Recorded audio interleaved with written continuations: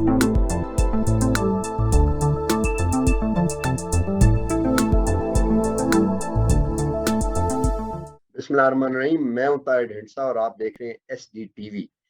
एकदम हुकूमत में तब्दीली आई है और आगे अब जाहिर है ये लगता है कि वेस्ट का इन्फ्लुएंस जैसे IMF के साथ अब इसमें आगे सीपेक का क्या रोल होगा।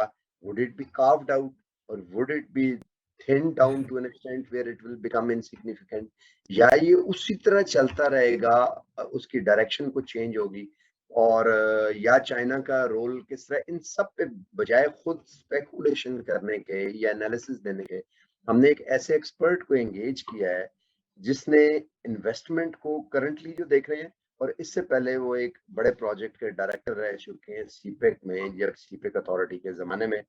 And the person is no alien, doctor Hasan Dawood. Very warm welcome. अस्सलाम वालेकुम जी। डॉक्टर साहब, कोई बेसिक प्रेमाइस के तौर पे अभी मैंने जो इंट्रो छोटा सा दिया, आप कोई 2-3 लाइनें बोलें फिर आगे डिस्कशन करते हैं। What do you say on it?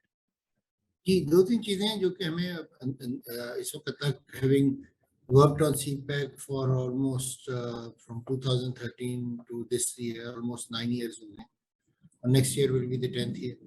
तो उस लिहाज से हमें 2-3 चीज़ें क्लियरली नज़र आ गई हैं कि हमें अब उन एरियाज पे जिन पे हमारी इकोनॉमी पे एज ए स्टिमुलस सीपैक काम कर सकता है उन पे फोकस ज़्यादा रखना है। वो ऐसी चीज और ऐसी चीजें जो कि हमें कंपटीशन में या कंपैरेटिव करें रीजनल सप्लाई चेन में या रीजनल मार्केट्स में और हम उसके नतीजे में आगे बढ़ सकें। तो फॉर एग्जांपल आप इसमें देखें तो हमारा जो मैरीटाइम सेक्टर है, जो हमारा ब्लू इकोनॉमी का एस्पेक्ट है, उस पर आई थिंक फोकस करने की जरूरत है। हमारा जो स्पेशल इकोनॉमिक जोन्स है या इंडस्ट्रियल डेवलपमेंट है उस पर फोकस करने की जरूरत है, क्योंकि वो थोड़ा सा अपने टाइम में आया, जो टाइम था उससे थोड़ा सा लेट भी हो गया है। ओवरऑल अगर इंडस्ट्रियल डेवलपमेंट अक्रॉस पाकिस्तान में बात करें और विद इन इंडस्ट्रियल डेवलपमेंट वो कौन से की सेक्टर्स हैं, जिस तरह टेक्सटाइल है, जिस तरह माइंस एंड मिनरल्स है खैबर पख्तूनख्वा में, जिस तरह किसी और गिलगित बल्तिस्तान में टूरिज्म का है और इसी तरह KP में टूरिज्म का, या ओवरऑल अगर कोस्टल टूरिज्म को भी इंक्लूड कर लिया जाए टूरिज्म का सेक्टर है।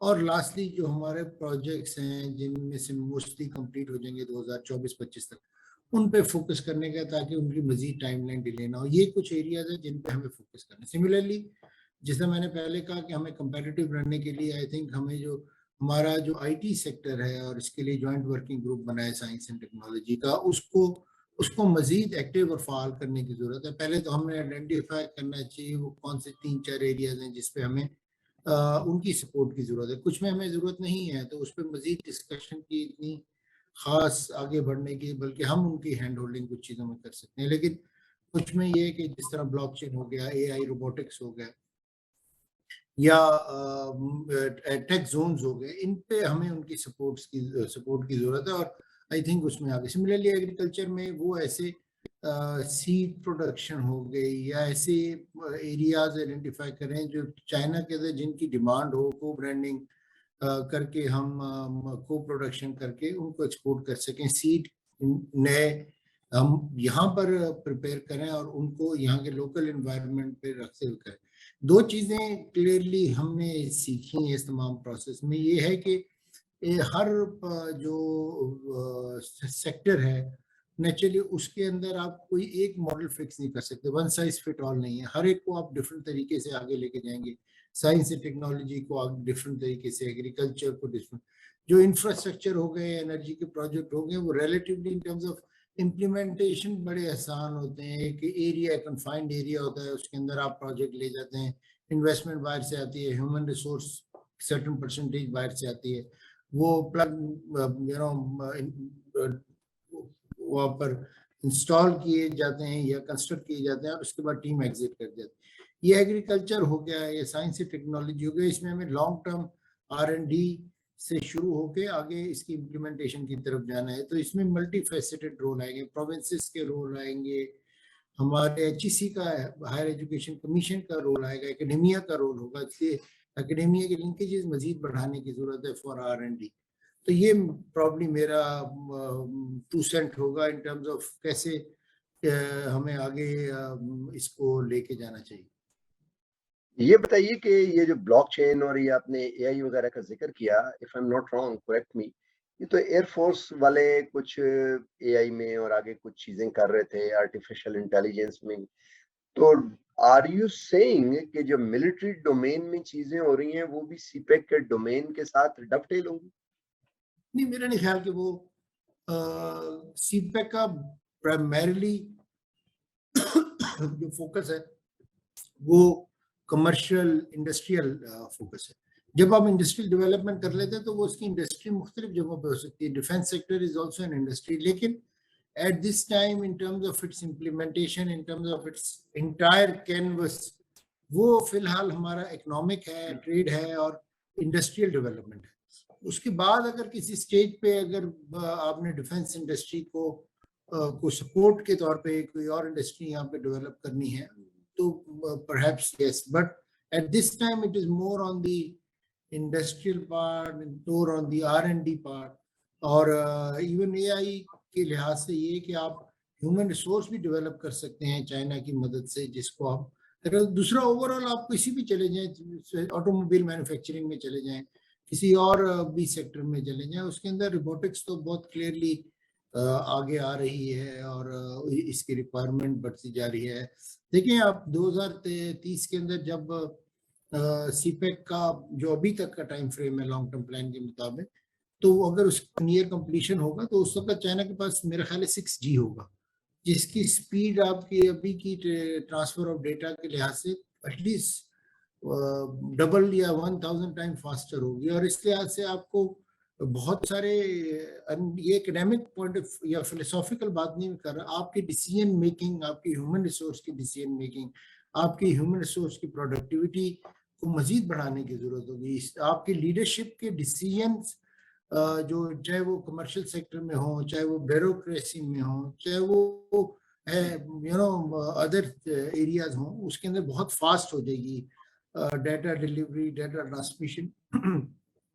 तो उस लिहाज से आई थिंक 3-4 साल में हमें बहुत ज्यादा प्रिपेयर करना है, तो वो हम अकेले नहीं कर सकेंगे, हमें डेफिनेटली सीपेक का सहारा लेना पड़ेगा। एक चीज और भी बड़ा इंपॉर्टेंट है इस स्टेज में समझने के लिए, और हमेशा से इसके आगे हमें बढ़ना भी होगा, कि ये नहीं हो सकता कि सीपेक आपके जितने भी बिजनेस, ट्रेड, इंडस्ट्री की जो एनोमलीज हैं, जो इश्यूज हैं, जो प्रॉब्लम्स हैं, उनको एड्रेस कर। आप अनम्यूट करें, आपका माइक जी म्यूट हो सॉरी, रहा है। जब आप किसी अपने से स्ट्रॉन्गर और टेक्निकली हायर प्लेटफॉर्म में जाते हैं और इंटरेक्ट करते हैं फॉर जॉइंट वेंचर्स, तो आपकी बहुत सारे जो इश्यूज होते हैं वो एक्सपोज भी होते हैं।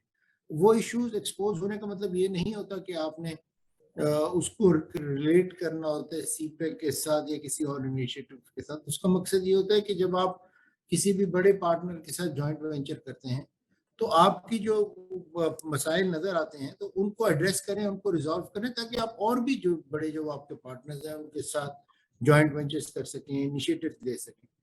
सो इस लिहाज से चैलेंजेस आएंगे, आए भी हैं, कुछ आहिस्ता आहिस्ता एड्रेस कर सकें। लेकिन द गुड पार्ट इज के इसके अंदर जितने भी स्टेक होल्डर्स थे, चाहे वो ब्यूरोक्रेसी हो, चाहे वो एकेडेमिया हो, आपकी सिक्योरिटी एजेंसी हो, सबने बड़ा बहुत ही पॉजिटिव रोल प्ले किया इसको यहाँ तक। Gwadar was a big challenge, लेकिन अल्हम्दुलिल्लाह अब गवादर के अंदर, और मेरा ख्याल अगले 1 महीने में या 1.5 महीने में ईस्ट वे एक्सप्रेस वे भी कंप्लीट हो जाएगा, आपके एनर्जी के प्रोजेक्ट्स कंप्लीट हो जाएंगे। और ये बड़ा एक चैलेंज था स्पेशली पब्लिक प्राइवेट पार्टनरशिप में, जो कि बहुत अच्छी तरीके से आगे बढ़ा, और इसको मजीद इन्हांस कर देना चाहिए। आपका जो सवाल है वो मैंने उसका आंसर किया, लेकिन मैं चूंकि टाइम आपने कहा था कि 15 मिनट है, तो मैं चाह रहा हूँ कि इसके अंदर मैक्सिमम बातें कर सकूं। हाँ, ये बताएं कि क्विकली आप अगर 2-4 लाइनों में ये बताएं तो फिर हम इसके पॉलिटिकल पार्ट को भी डिस्कस करते हैं, बिकॉज इट्स वेरी इंपॉर्टेंट। लोगों के जहन में कंफ्यूजन है। कोई 1-2 प्रोजेक्ट या कोई एरियाज बताएं जिनमें अगले इमीडिएटली हम कोई इन्वेस्टमेंट देख सकते हैं।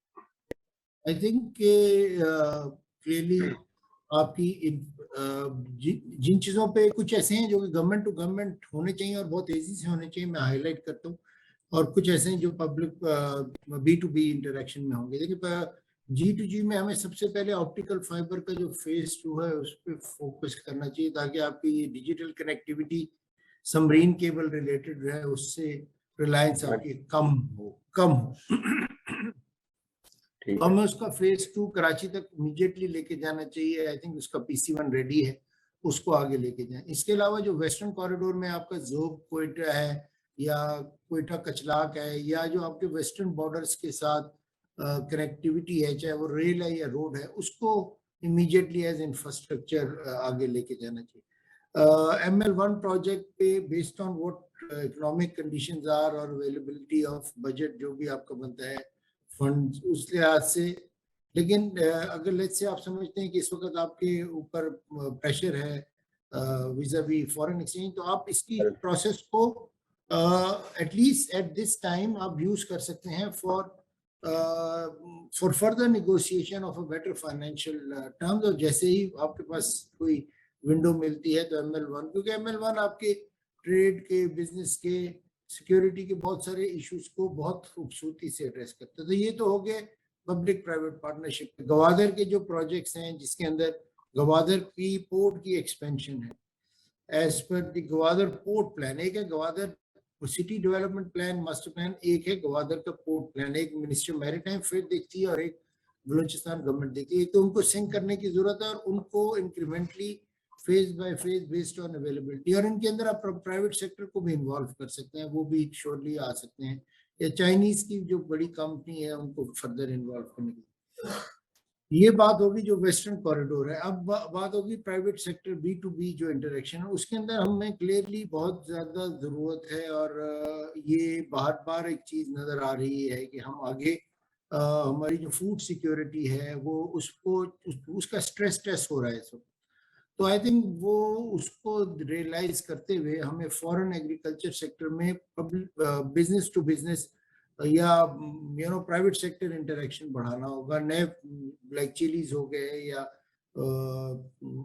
और एरियाज हैं जिसमें पानी की रिक्वायरमेंट कम हो और प्रोडक्टिविटी राइस के ऐसे हमें सीड्स लाने पड़ेंगे जिनकी पानी की रिक्वायरमेंट कम, क्योंकि नेचुरली आगे आप एक वाटर कंट्री होने का आपको चैलेंजेस आएंगे और ये स्ट्रेस आपके एग्रीकल्चर में आएगा और उसके वजह से बहुत सारे आपको एवोल्यूशनरी स्टेप भी लेने पड़ेंगे जो कि नई टेक्नोलॉजी वाइज भी हो सकते हैं। तो ये तो लॉन्ग टर्म हो गया, ये तो हो गया। ये बताइए मेरा ख्याल है एग्रीकल्चर में भी शॉर्ट टर्म आपको मैयर लेने पड़ेंगे, क्योंकि लॉन्ग टर्म में अब आप लॉन्ग टर्म शायद हमें, अगर हमने मिस किया एग्रीकल्चर वाइज स्पेशली, तो शायद हमें कुदरत इतना मौका ना दे कि हम लॉन्ग टर्म डिसीजन ले सकें।